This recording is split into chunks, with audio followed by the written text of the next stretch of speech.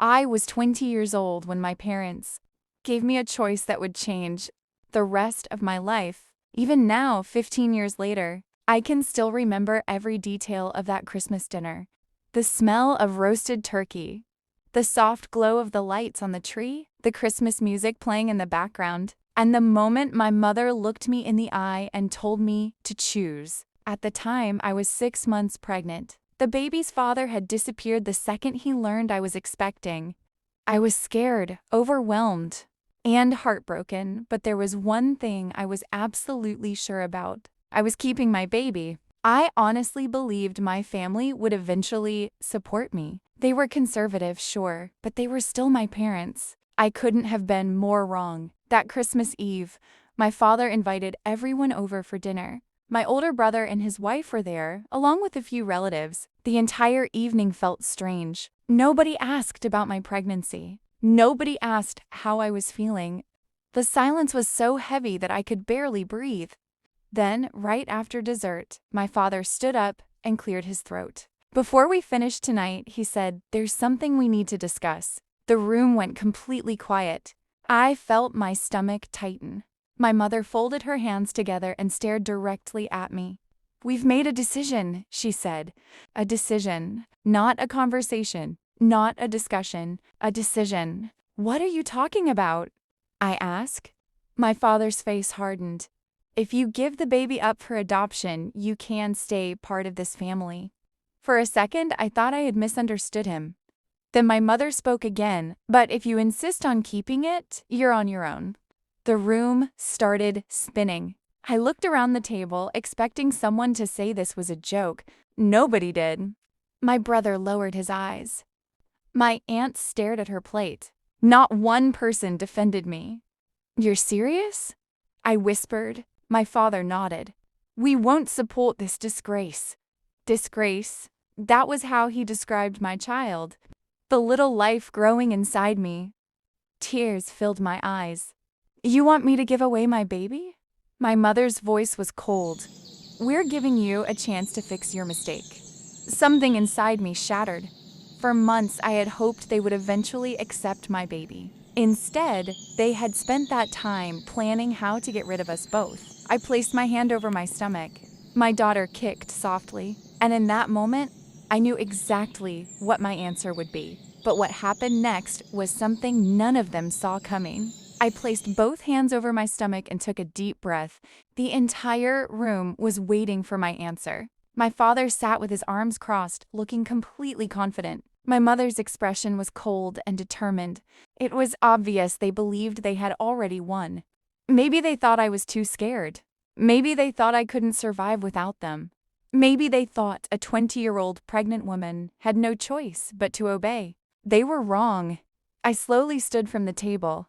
"If those are my choices," I said, my voice shaking, "then I choose my baby." The silence that followed felt endless. My mother's face immediately hardened. My father slammed his hand on the table. "Think carefully before you say something you'll regret." "I already have," I replied. His jaw tightened. "You'll throw your entire future away for a child you can't even support?" "No," I said. "I'm choosing my future." The anger in his eyes shocked me. For years, I had been the obedient daughter. The daughter who followed rules. The daughter who tried to make everyone happy. But that night, for the first time in my life, I refused. And they couldn't stand it.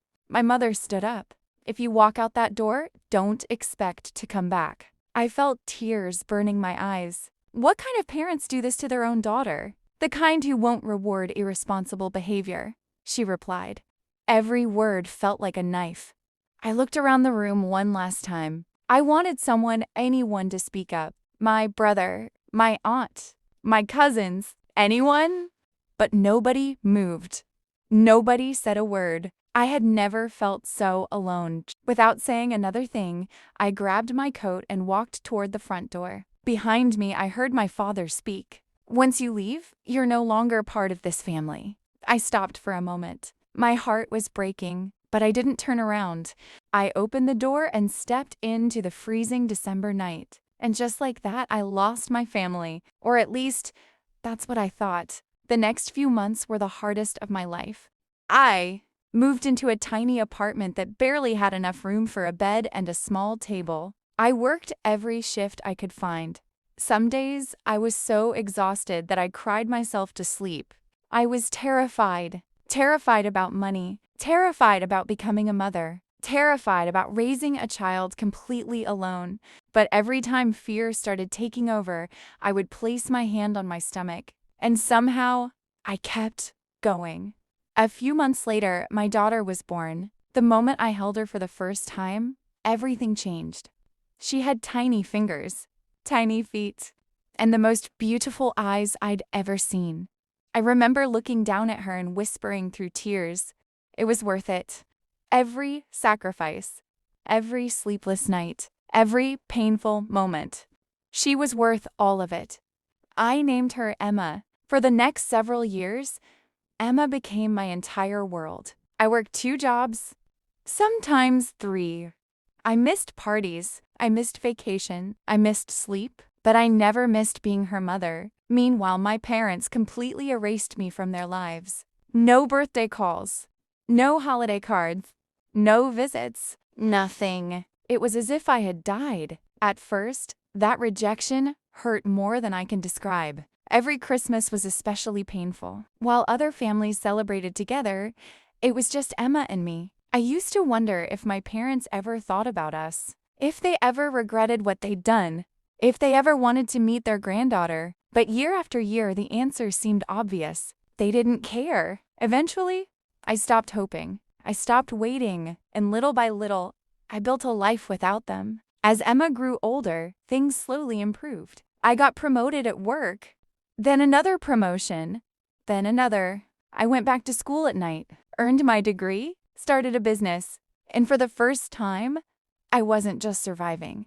I was succeeding. The little girl my parents called a mistake became the reason I achieved everything. By the time Emma turned 15, we were living comfortably. We had a beautiful home, financial security, and a bond stronger than anything I had ever known. I thought the story between my parents and me was over. 15 years had passed. 15 years of silence. 15 years without a single apology. Then one afternoon, completely out of nowhere, my phone rang.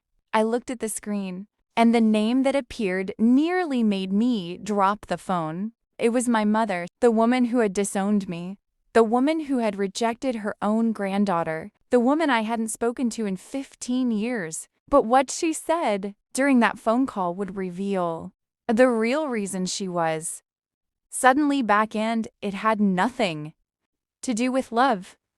For several seconds, I just stared at my phone. My mother's name was still glowing on the screen. 15 years. 15 years without a single phone call. 15 years without a birthday card, a Christmas message, or even a simple, "How are you?" And now she was calling me. My hands were shaking when I finally answered. Hello? For a moment, neither of us spoke.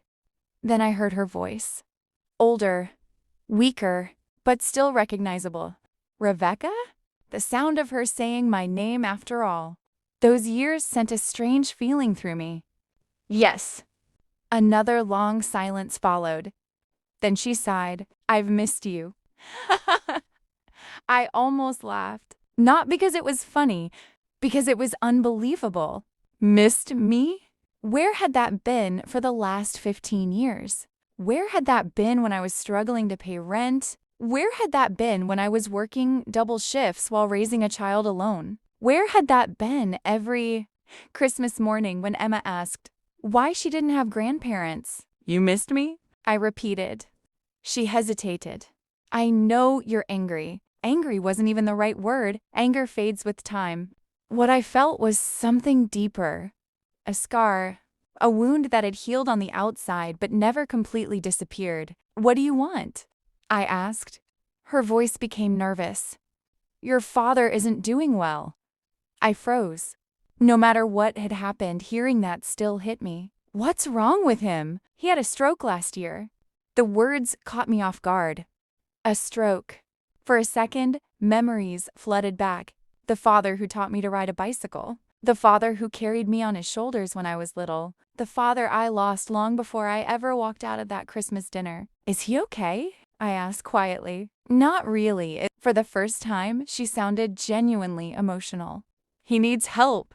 There it was. Something about her tone made every alarm bell in my head start ringing. Not he wants to apologize. Not he regrets what happened. Not we want to make things right. He needs help. I sat down at my kitchen table. What kind of help? She avoided the question. Maybe we could meet? I already knew there was more to the story, but curiosity got the better of me. A week later, I agreed to meet them. Emma was 15 by then. Smart, confident, beautiful. When I told her about the meeting, she looked surprised. The grandparents I've never met? I nodded. She thought for a moment. Do you want to see them? That was a harder question than I expected. I honestly don't know. She squeezed my hand. Then be careful. I promised her I would. The following Saturday, I drove to the restaurant. The second I walked inside, I spotted them, and I barely recognized them. My father looked 20 years older than I remembered. His shoulders were slumped. His hair was completely gray. My mother looked exhausted. For a brief moment, I felt something I didn't expect. Pity. But then I remembered standing alone in the snow on Christmas Eve. Pregnant, terrified, disowned. And the pity quickly disappeared. I sat down. Nobody spoke at first. Finally, my father cleared his throat. You look well. I am. His eyes narrowed slightly, almost as if that disappointed him. For the next 30 minutes, they talked about everything except the reason we were there. Weather, health, old memories, small talk. Then finally my father leaned forward, and everything became clear. Our financial situation has changed. There it was. The truth. I folded my arms. How? His face tightened. The business failed. That shocked me. My father had spent decades building a successful company. He was obsessed with it, proud of it, certain it would make him wealthy forever. What happened? I asked. He looked embarrassed. Bad investments. My mother stared at the table. Then she quietly added, We lost almost everything. The pieces started coming together. The sudden phone call. The sudden reunion. The sudden interest in my life. None of this was about family. It was about money. I could feel it. Then my father delivered the final blow. We need your help. There it was. The sentence I'd been expecting from the very beginning. I almost couldn't believe the audacity. The same people who abandoned me when I needed them most were now sitting across from me, asking for help. My father continued. The house is in danger of foreclosure. We have medical bills. We don't know what to do. I stared at him. For years, I had imagined this moment. Not exactly like this, but close. The moment they would realize what they had thrown away, the moment they would need the daughter they discarded, and somehow it felt even more satisfying than I imagined. My mother reached across the table. We're family. Family. That word nearly made me choke. Family. After 15 years? After disowning me? After pretending Emma didn't exist? Now we were family again? I slowly pulled my hand away. No. The color drained from her face. What? No. My voice was calm. Steady, controlled, the exact opposite of how I had felt that Christmas night years ago. You don't get to disappear for 15 years and suddenly call me family. Because you need money. Tears filled her eyes. My father looked furious. We're your parents. And I'm your daughter. The words hit the table like a hammer. Neither of them spoke. You abandoned me. You abandoned your granddaughter. You watched me struggle alone. You made your choice. For the first time all afternoon, neither of them had an answer, because they knew I was right. Then my father said something that stunned me. We made mistakes. Mistakes. As if destroying someone's life was a paperwork error. As if forcing a pregnant daughter out of the family home was a misunderstanding, I stood up. The conversation was over.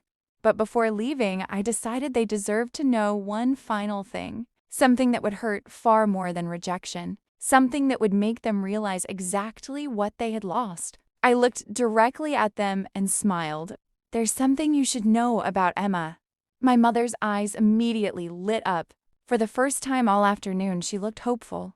But the next words that came out of my mouth completely shattered both of them. And when they heard the truth about the granddaughter they had thrown away, their faces turned white. My mother's eyes immediately filled with hope. My father straightened in his chair. For the first time since I had arrived, they both looked genuinely interested. "What's going on with Emma?" my mother asked. I looked at them for a few seconds. Then I smiled. Emma was recently accepted into one of the most prestigious universities in the country. Their faces lit up, but I wasn't finished. She graduated at the top of her class. My father blinked. My mother looked stunned. I continued. "She's earned academic scholarships, leadership awards, and internship offers from companies most people only dream about working for." Neither of them said a word. The silence was almost beautiful, because I could see exactly what was happening. For the first time, they were realizing who Emma had become. Not the mistake they had called her, not the burden they had wanted me to give away. A remarkable young woman, a young woman that they had never bothered to know. My mother's voice trembled. "We'd love to meet her." There it was. The request I knew was coming. I shook my head. "No." The smile vanished from her face. My father frowned. "What do you mean, no?" I looked directly at him. "I mean exactly what I said." A heavy silence settled over the table. Then my mother began crying. Actual tears. 15 years earlier, those tears might have broken my heart. But now they simply felt late. Very late. "You can't keep her from us forever," she whispered. I leaned back in my chair. You kept yourselves from her." Neither of them responded, because they couldn't. The truth was sitting right there between us. They hadn't missed birthdays. They hadn't missed Christmas mornings. They hadn't missed graduations, because they couldn't find us. They missed them because they chose to. For 15 years, every single day, my father suddenly looked angry. The same anger I remembered from that Christmas dinner long ago. People deserve second chances. I nodded slowly. "Sometimes they do." "Then why won't you give us one?" I looked him directly in the eye, because after all these years, he finally deserved complete honesty. Because this isn't about second chances. His expression changed. I continued. "If your business hadn't failed, you never would have called." Neither of them spoke.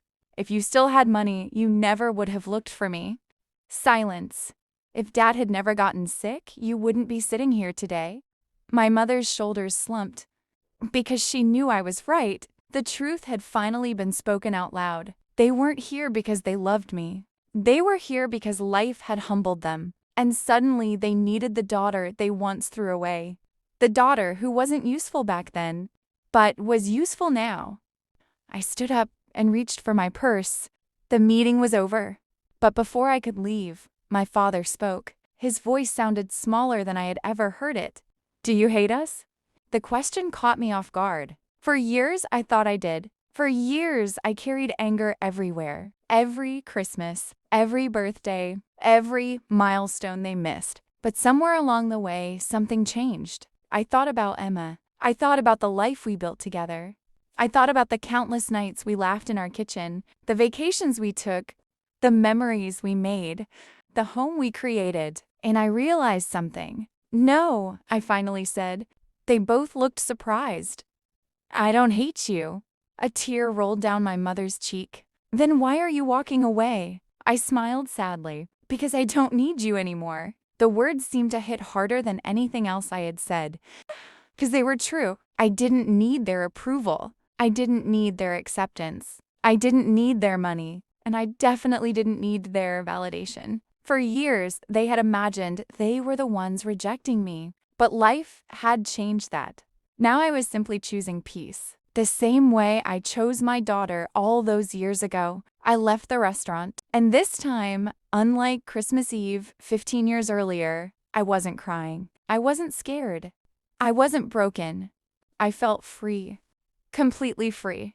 A few days later, I finally told Emma everything. Not just about the meeting, everything. The ultimatum. The disowning. The years of silence. All of it. She listened quietly. When I finished, she sat there for a long moment. Then she asked a question that surprised me. Did they want to meet me because they love me? I answered honestly, I don't know. She nodded. Then she smiled. I raised an eyebrow. It is? She squeezed my hand. I already have the family I need. The tears hit me instantly. Because she was right. For years, I thought our family had been destroyed, but it hadn't. It had simply become smaller, stronger, better. It had become us. Several months later, Emma graduated. I sat in the audience watching her walk across the stage. My heart felt like it might burst. The little girl I once protected with, everything I had, was now an incredible young woman, preparing to start her future. When her name was announced, the crowd applauded. I stood and cheered louder than anyone. After the ceremony, she ran over and hugged me. And in that moment, nothing else mattered. Not the rejection, not the betrayal, not the pain, not the lost years. Only her. Only us. As we took photos together, my phone vibrated.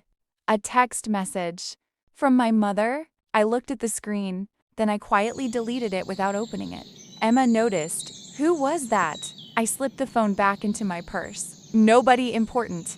She smiled, and together, we walked toward the future. 20 years ago, my parents gave me a choice. Give up my baby or lose my family.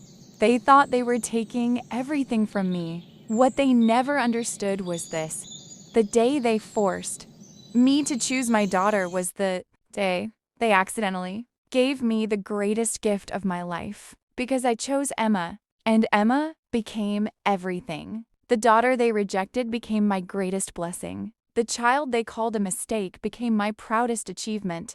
And in the end, the people who lost their family weren't me and Emma. It was them, and that was a consequence they would have to live with for the rest of their lives. The end.